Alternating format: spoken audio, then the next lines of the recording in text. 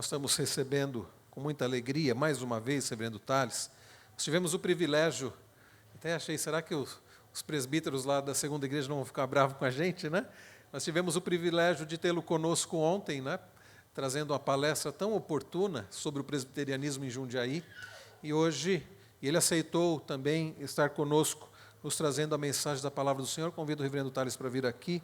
É uma alegria para esta igreja, porque ele, a sua família, Raquel, Isabela, André, família muito querida nossa, filho desta igreja.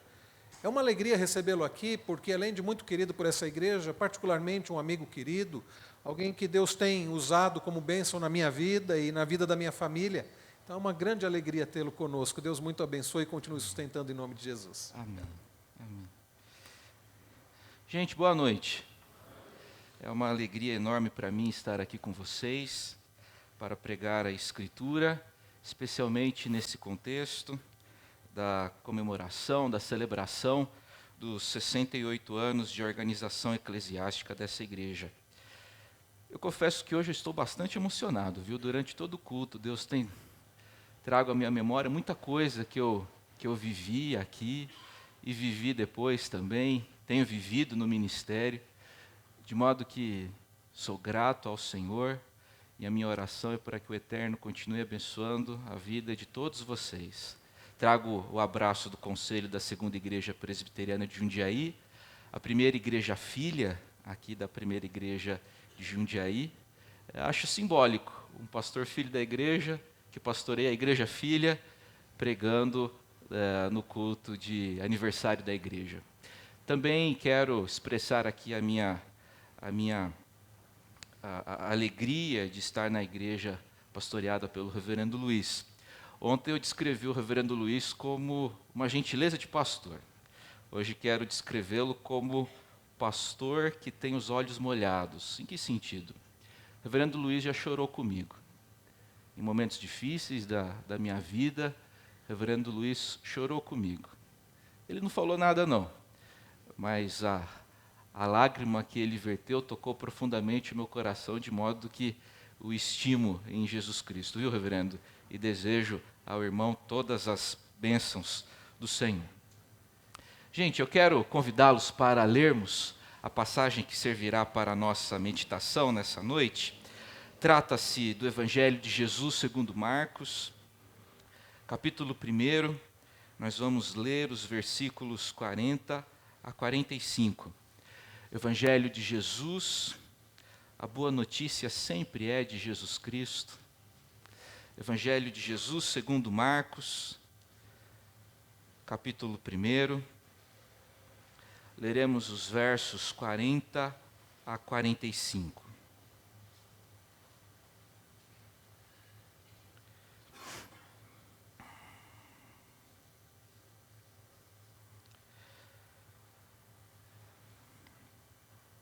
A passagem diz o seguinte: aproximou-se dele um leproso, rogando-lhe de joelhos: se quiseres, podes purificar-me. Jesus, profundamente compadecido, estendeu a mão, tocou-o e disse-lhe: quero, fica limpo. No mesmo instante lhe desapareceu a lepra e ficou limpo. Fazendo-lhe então veemente advertência, logo o despediu e lhe disse: olha, não digas nada a ninguém, mas vai, mostra-te ao sacerdote e oferece pela tua purificação o que Moisés determinou para servir de testemunho ao povo. Mas tendo ele saído, entrou a propalar muitas coisas e a divulgar a notícia, a ponto de não mais poder Jesus entrar publicamente em qualquer cidade, mas permanecia fora em lugares ermos, e de toda a parte vinham ter com ele. Vamos orar mais uma vez? Senhor, a Tua palavra foi lida nesse instante, e nós recebemos a Tua palavra como proveniente dos céus. Nós cremos que ela foi divinamente inspirada.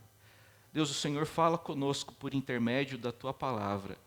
Ó Deus, o que nós almejamos nessa noite é ouvirmos a Tua voz. Nós não precisamos apenas de mais informações, de curiosidades, de detalhes, de pequenas de pequenos esclarecimentos sobre o texto. O que a gente precisa é ouvir o Senhor. Então fala conosco, a Deus, nessa noite, em nome de Jesus. Amém.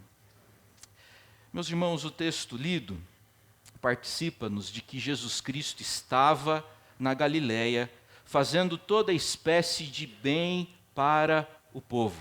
Jesus ensinava, Jesus pregava, Jesus curava, Jesus restaurava, Jesus ministrava, Jesus exorcizava o mal. O portfólio de ações de Jesus é muito vasto, é muito amplo e é sempre bastante generoso. O Senhor sempre concede ao seu povo muitas e dadivosas bênçãos. E é justamente nesse local, é ali na Galileia, que a história de Jesus Cristo se cruza com a história de um homem anônimo. Nós não sabemos muita coisa a respeito dele. Nós o chamamos pelo seu adjetivo. O adjetivo dele virou substantivo. Nós até hoje chamamos esse homem de leproso. O homem era doente. O homem era leproso. E naquele período, o leproso era considerado alguém condenado à morte. O leproso era tratado, na verdade, como um semi-morto. Gradativamente, o corpo do doente vai se degenerando. O rosto e as extremidades do corpo são afetados, necrosam e finalmente caem. Mãos, dedos, orelhas, sobrancelhas, pálpebras, nariz, lábios, tudo é prejudicado pela doença tão complexa. O resultado da doença é um cheiro muito comprometedor e uma estética bastante complicada. A doença em si já é uma tragédia. A doença em si já é um grande problema. Contudo, além de sofrer por causa da doença física, o sofrimento daquele homem, o sofrimento do leproso se multiplicava em virtude da marginalização e segregação causadas por motivos religiosos. Para os judeus, a lepra era muito mais do que uma enfermidade. A lepra era muito mais do que uma doença. Para os judeus, a lepra era considerada como castigo do Altíssimo e símbolo justamente da desaprovação divina. Para o judeu, o leproso era um grande pecador, que só estava nessa condição em virtude de seus erros, em virtude de seus muitos pecados. A doença era compreendida como justa retribuição pelos pecados. Por causa dessa situação, o leproso tinha de ficar distante da cidade, ele precisava se associar a outros enfermos, ele não tinha autorização para comparecer aos ajuntamentos frequentados por pessoas sadias. Ele também tinha a obrigação de andar com o rosto descoberto, a fim de ser facilmente identificado por outros como doente e, dessa forma, ser evitado. Também se configurava como uma obrigação do leproso anunciar para todos que se aproximavam dele que ele era imundo. Cuidado, eu sou imundo, eu represento uma ameaça para você. Chegar perto de mim vai trazer prejuízo para a sua vida, se afaste de mim. Eu não tenho nada de bom para oferecer para você. Esse era o drama que aquele homem vivia. A fama de Jesus, prezados irmãos, corre célere em Israel. Todos querem ver, todos querem ouvir Jesus Cristo, e os leprosos, inclusive, sonham com a possibilidade de serem curados, de serem tocados por aquele grande operador de milagres. Ao ouvir que Jesus Cristo está na região da Galileia, o homem leproso resolve desafiar as leis de exclusão e marginalização vigentes no mundo da época, porque ele quer encontrar-se com Jesus. Aquele homem tem essa certeza: eu preciso me encontrar com Jesus. A coisa mais importante para a minha vida é o encontro com Jesus. Aquele homem, naquele momento, estava dominado por esse senso de prioridade. Eu preciso encontrar-me com Jesus. Nesse afã, o homem dirige-se para a cidade onde Jesus estava, e como ele não deseja prejudicar ninguém, como ele não deseja carimbar ninguém com a sua doença, ele observa os protocolos da época, ele anuncia que é doente, ele não quer prejudicar ninguém, ele quer apenas alcançar cura para si mesmo. E a gente pode imaginar um clarão se formando, um corredor se abrindo, porque enquanto aquele homem caminha na direção de Jesus, podemos imaginar o quadro, podemos imaginar o cenário. Enquanto aquele homem caminha, as pessoas dão passos para trás. Aqueles que têm condições dobram as extremidades das vestes, porque eles temiam o contágio. Eles temiam serem infectados por aquela terrível doença.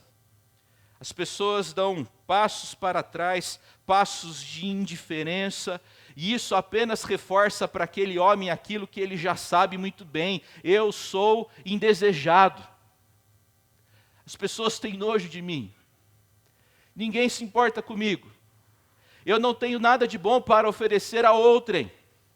Aquela situação, aquele cenário, apenas reforça para aquele homem aquilo que ele já está cansado de saber e de sentir, e a sua angústia agora aumenta, se intensifica. Será que Jesus Cristo vai se proceder assim? Será que Jesus Cristo também vai se proceder dessa forma? Será que o Nazareno também vai recolher as extremidades da sua veste? O leproso, prezados irmãos, sofre duplamente. Ele é doente e ele é marginalizado. No entanto, aquele homem está absolutamente resolvido a ver aquele operador de milagres, e ele não desiste de sua empreitada.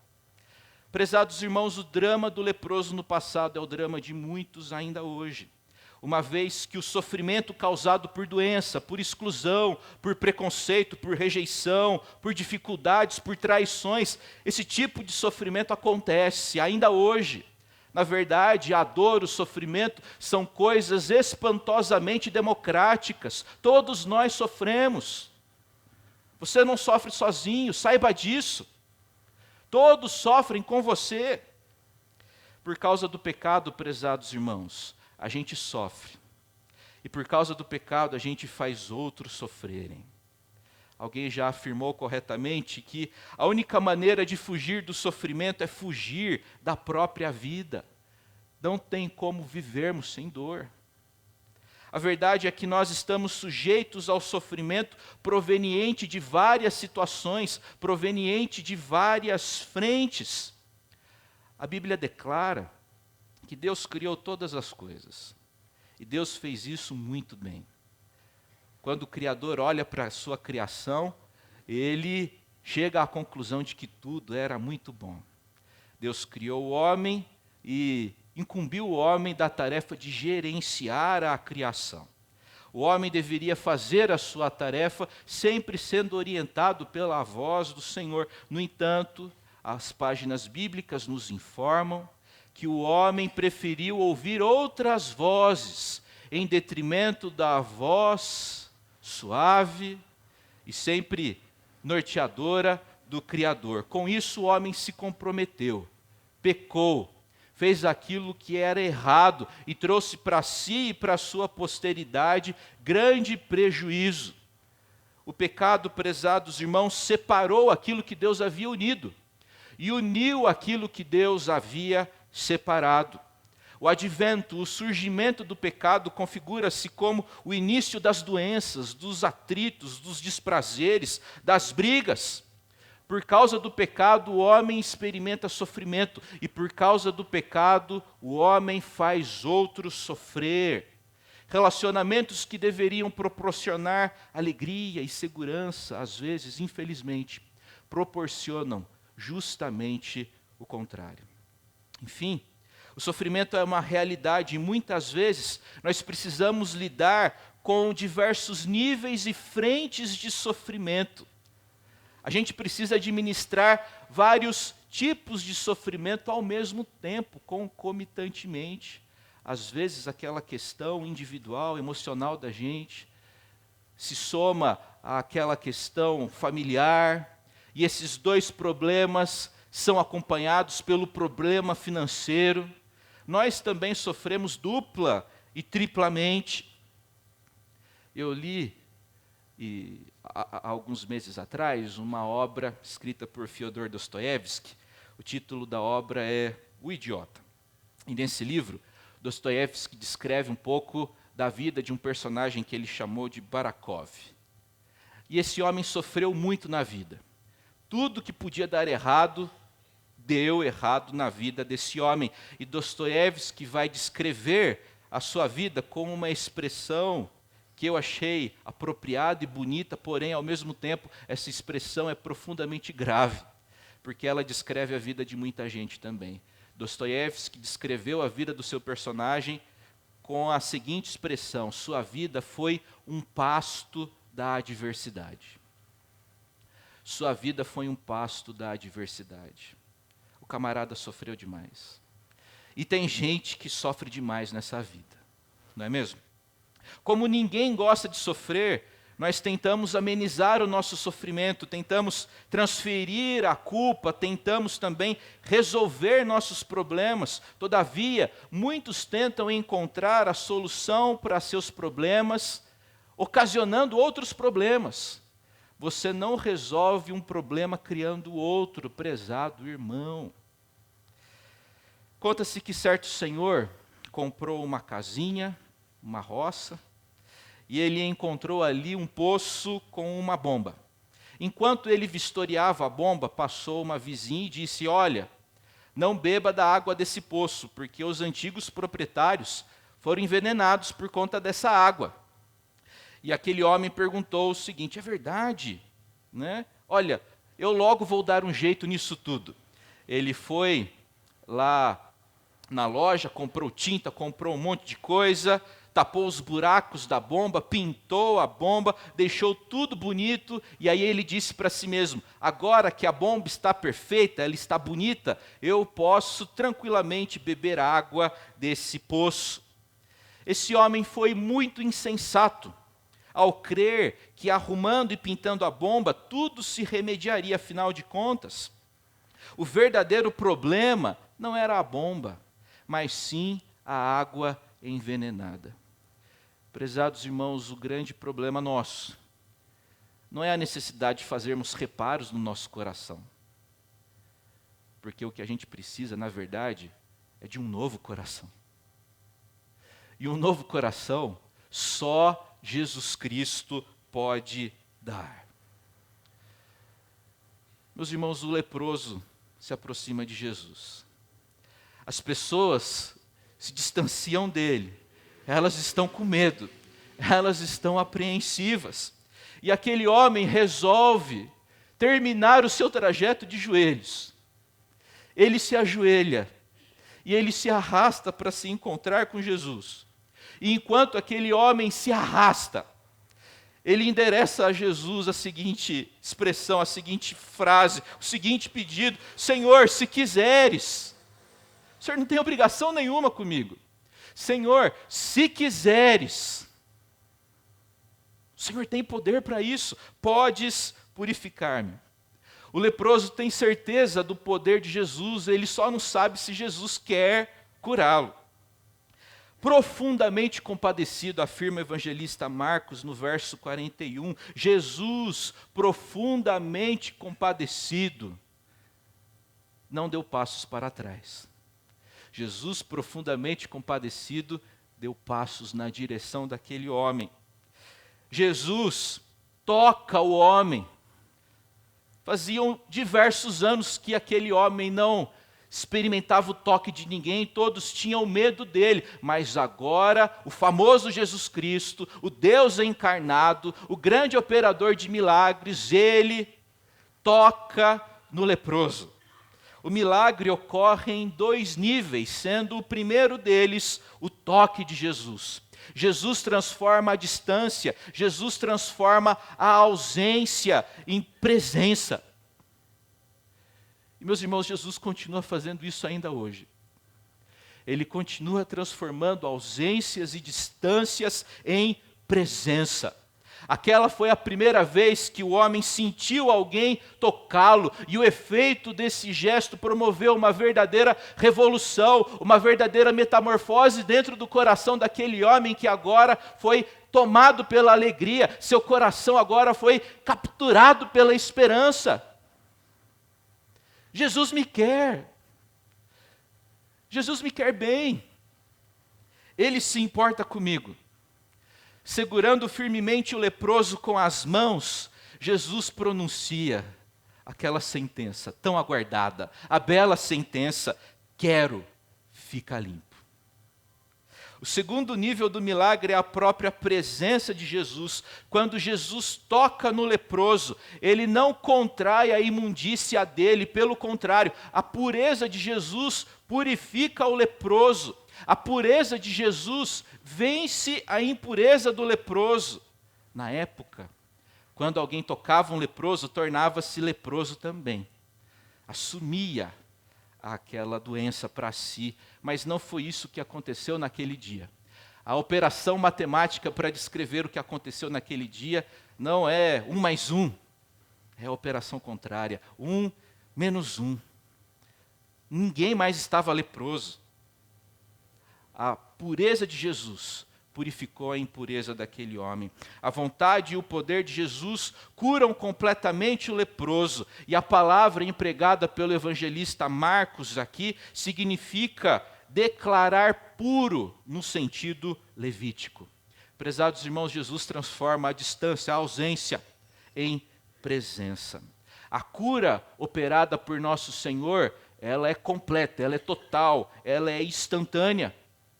O leproso olha para si e percebe que está tudo bem com ele mais uma vez. Ele toca o próprio rosto, sente novamente as sobrancelhas, os cílios, os ouvidos, os lábios, o nariz. Tudo está de volta ao seu lugar. Ele recupera a sensibilidade, recupera plenamente o tato e conclui que seu corpo agora está com uma coloração normal e saudável. O homem que pediu purificação recebeu restauração. O homem que pediu purificação recebeu restauração. Meus irmãos, às vezes, Deus faz isso com a gente. Ele dá mais do que aquilo que a gente pede. Ele dá mais do que a gente pediu. E aí a gente pode se lembrar com alegria, com satisfação, com contentamento, daquela palavra bonita do Novo Testamento, que saiu da pena do apóstolo Paulo: ora, aquele que é poderoso para fazer infinitamente mais. A ele a glória para sempre. O leproso foi restabelecido completa e imediatamente por causa do toque de Jesus. Meus irmãos, quando Jesus põe a mão, a sogra de Pedro é restabelecida. Quando Jesus põe a mão, a filha de Jairo ressuscita. Quando Jesus põe a mão, o leproso é curado. Quando Jesus Cristo põe a mão, casamentos são restaurados. Quando Jesus Cristo põe a mão, o coração de filhos se converte a coração de pais, e o coração de pais se converte a coração de filhos. Quando Jesus Cristo põe a mão, pessoas tristes, desalentadas, tornam-se pessoas cheias de esperança. Nessa passagem, Jesus Cristo ataca a ordem vigente na Palestina e introduz uma prática social baseada na inclusão, não na exclusão. Ademais, o texto também mostra o protesto de Jesus contra todo o aparato litúrgico e de pureza que os sacerdotes da época supervisionavam. Jesus despede o homem completamente restaurado e o adverte para que ele não falasse nada para ninguém e para que ele comparecesse ao sacerdote e oferecesse aquela oferta que Moisés havia instituído. No caso aqui, 2 aves vivas e limpas. Uma ave seria sacrificada, a outra seria molhada no sangue da que foi sacrificada e depois seria liberta em campo aberto. O sangue da ave sacrificada também seria aspergido sobre o ex-leproso 7 vezes. Quando o homem contasse para os leprosos, quando o homem contasse aos sacerdotes que Jesus o curou, eles receberiam um testemunho irrefutável do poder e do amor de Jesus. Também saberiam que Jesus, embora condenasse as tradições humanas, não promovia desobediência à lei de Deus. Meus irmãos, Jesus transformou a ausência em presença e a impureza em pureza. A boa notícia do Evangelho é que Jesus continua fazendo exatamente a mesma coisa. O autor da Epístola aos Hebreus descreveu Jesus da seguinte forma, verso 8 do capítulo 13, Jesus Cristo ontem e hoje e o mesmo será para sempre. Jesus continua promovendo esse tipo de dinâmica. Nós vivemos num tempo onde estamos cercados de pessoas, mas não raras vezes nos sentimos sozinhos.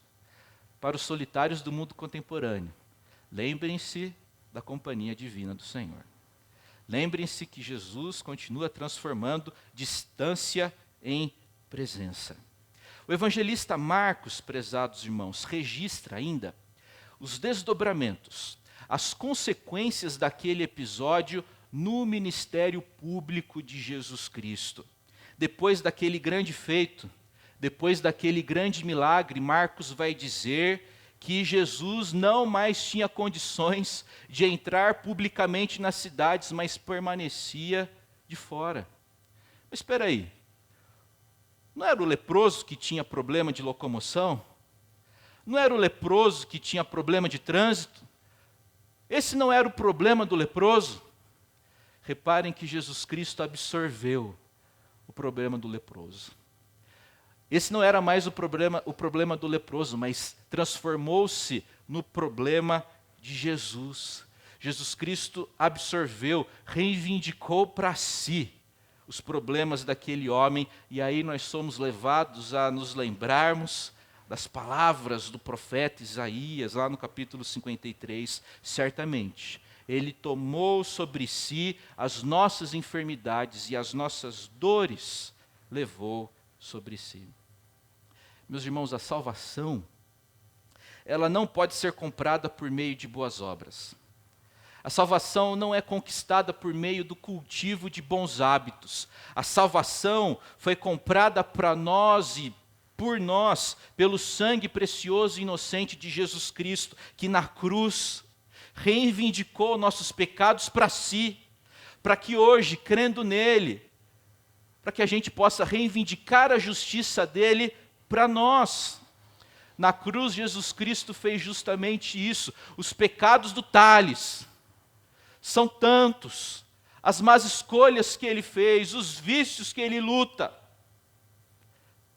os problemas dele, Senhor,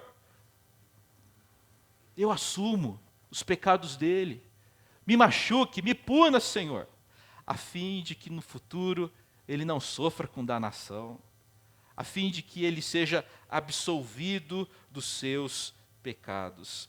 Prezados irmãos, com base na morte de Jesus, Deus decidiu, declarou e prometeu nos isentar de toda nossa dívida contra ele. O Deus que decidiu não usar nossos pecados contra nós, decidiu, porém, lançá-los contra seu Filho Jesus. Essa é a mensagem do Evangelho. Jesus absorveu, reivindicou para si as minhas falhas, os meus pecados. E hoje, pela fé, eu posso reivindicar para mim a justiça dele.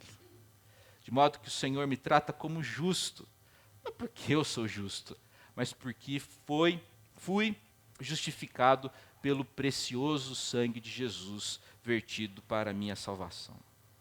Eu queria concluir essa breve reflexão com algo que fez parte do ministério de um grande pastor reformado do século passado. Seu nome foi Martyn Lloyd-Jones. Martyn Lloyd-Jones costumava abordar os membros da paróquia com a seguinte pergunta: Você está pronto para afirmar que é um cristão? E geralmente, diante do pastor, as pessoas ficavam ali meio sem graças e diziam que não eram boas o suficiente. Lloyd Jones dizia o seguinte: você nunca será bom o suficiente. Ninguém foi bom o suficiente. A essência da salvação cristã é afirmar que Jesus foi bom o suficiente e eu estou com Ele. A minha interrogação, a minha pergunta dirigida a vocês: você está com Jesus? Você já está com Jesus? Meus irmãos, essa igreja alcança os seus 68 anos de organização. A história do presbiterianismo aqui em Jundiaí é muito mais longa, né? Mas ela alcança seus 68 anos de organização tão somente por conta da graça de Jesus. E para ela prosseguir, para ela continuar tendo longevidade, ela precisa continuar pregando a mesmíssima mensagem da salvação pela fé, pela graça, por conta daquilo que Jesus Cristo fez. Minha oração é para que o Senhor abençoe grandemente a vida dessa igreja, a vida do seu pastor, do seu conselho, dos diáconos, que o Senhor continue usando vocês poderosamente para a glória dele mesmo. Lembre-se, Jesus está com você. Jesus está com você. Jesus não está distante. Jesus está perto. Bem perto está o Senhor daqueles que o invocam. É o que a gente lê lá no livro dos Salmos.